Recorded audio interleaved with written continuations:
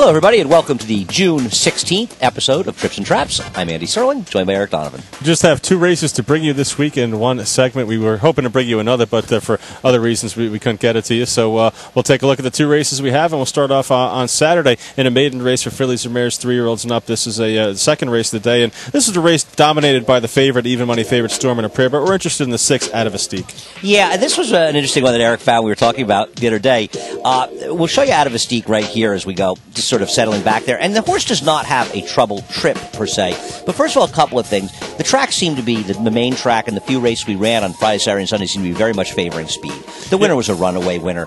And this horse, obviously a first-time starter, took no money, wasn't going to win first time anyway. No, it wasn't going to win first time anyway. But, a steady that I think maybe lost a couple lengths on the backstretch here. And now you'll see ATAVISTIQUE, who's outside in right now in the 2-path, or what appears to be the 2-path, what's actually become the 6 or 7 path. Well, let's stop and highlight it right there. Start to make a wide run around the turn in a race where the winner ran and not too many other horses did. Yeah, this is the kind of first-time starter. When you look at first-time star races, this horse has no trouble, per se. It doesn't. We're not interested in anything of that.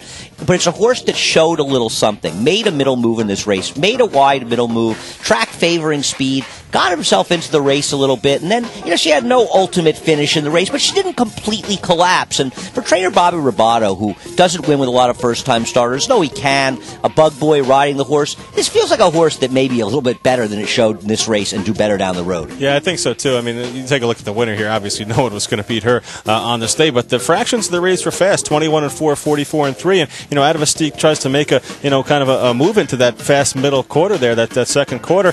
So I think, even though the move might not have blown you away, I think when you sit down and analyze it, it's probably a little bit better than it looked on at first. Right. If you're going to make money by watching maiden races and watching first-time stars, and this obviously becomes more important as we head towards Saratoga, where we run so many 2-year-old races, you're not going to make money seeing things like a horse we showed last year, Trap Shot, who came back and paid about $260 the next time he ran. You don't want to see the things that everybody else sees. You want to pick up things from first-time stars where maybe they showed you a little bit of something, made a middle move in the race, did something out of the ordinary that maybe just sort of running along at one pace, and see if perhaps it's a horse that might interest you in the future, because these horses can improve dramatically from their first to their second starts. Yeah, I agree. I mean, the final margin there was a 9 3/4 lengths, so she was only beaten less than 10 lengths by an absolute runaway winner there. So, I think a pretty promising debut for ATAVISTIQUE. She's got to take another step forward, obviously, in her next start, but we'll see if there's a jock change, too, to a more experienced rider. Yeah, that is an interesting thing. We'll see if she runs here or she runs at Saratoga, but a horse we can make some money with.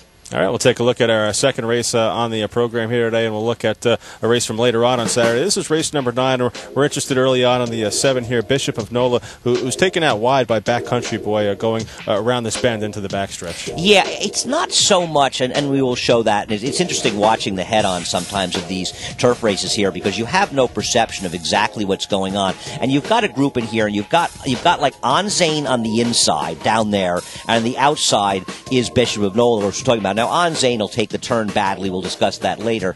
The thing I thought about Bishop of NOLA, besides being taken out of the race, and you can Tom Durkin saw it, and he called it, but you can sort of see it if you have the perception that he's being carried out, sitting there in third.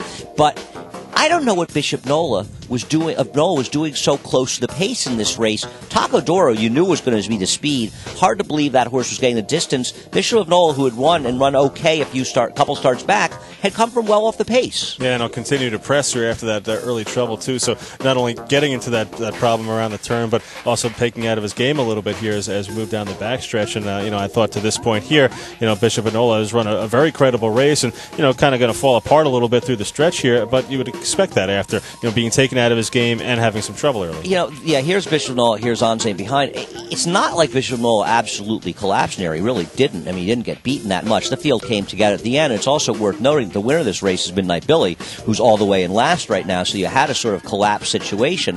And the surprise to me was Bishop of NOLA's position. Now, perhaps in that outside post, he got a little eager. He was out in the clear, and it was tough to control him. The time that he won, he was able to get covered up down the inside and able to relax. As we come in the stretch, ONZAIN blows the turn completely, and this was with a 7-pound bug rider who just couldn't really control the horse. Had he been able to stay in with the horse, because he finished his second year, you almost wonder if he might have won the race. He only lost by a little over a length. Bishop of NOLA, it's a subtle situation. I think it's a question of whether or not you think he's better than he is, I thought he had a good chance in this race, so I'm willing to give him another chance. Perhaps I'm just following a horse that isn't that good. But it's not like, I mean, he's only sitting right there. It's not like he loses by that much. Yeah, very close finish, and you can make an argument that maybe there's a little bit of traffic in the stretch, too. Now we'll take a look at the head-on and get a clearer view of what goes on here as they make their bend onto the backstretch. Yeah, the first thing is he will be forced in at the break by the horse outside of him, as you can see, and he will slam into the horse inside of him. But he stays out in the clear, and here he is right here as we roll along, but keep watching him, and it's interesting to watch these head-ons because they take that dog-leg turn. It's a lot sharper than it appears when you're watching it on the pan where you have no depth perception. As you'll see here, they take a reasonably sharp turn, and you can see Backcountry Boy, what he's doing to Bishop of NOLA is he's taking them completely off your picture. So he's just been sort of rank up front. He's been dragged out of the race. I'm willing to give this horse another chance. Am I chasing a horse that maybe I shouldn't? I don't know. He gets one more chance from me. Yeah, I agree, and I think it depends on the kind of spot he's in, too. I mean, I think if he's in a fairly contentious race where there's a couple of the horses getting bet, he's a fair price, then I think you go ahead and come back with him. Yeah, I mean, he rates to be in a similar kind of non-winners of one New York bred race. Maybe it happens late at the Belmont Meet. Maybe it happens early at Saratoga. Wherever it is, in all likelihood, I'll be very interested in Bishop of NOLA. All right, well, that'll do it for this segment of Trips and Traps. We thank you for watching, and keep in mind the email address, tripsandtraps@NYRAinc.com. We could have used some help this week, obviously. Yes, in fact, I got one person called me and said, are you going to show ONZAIN? And, of course, we were already showing that race. We needed some more help. We hope we get some more in the future. We'll hopefully be back with 2 episodes next week.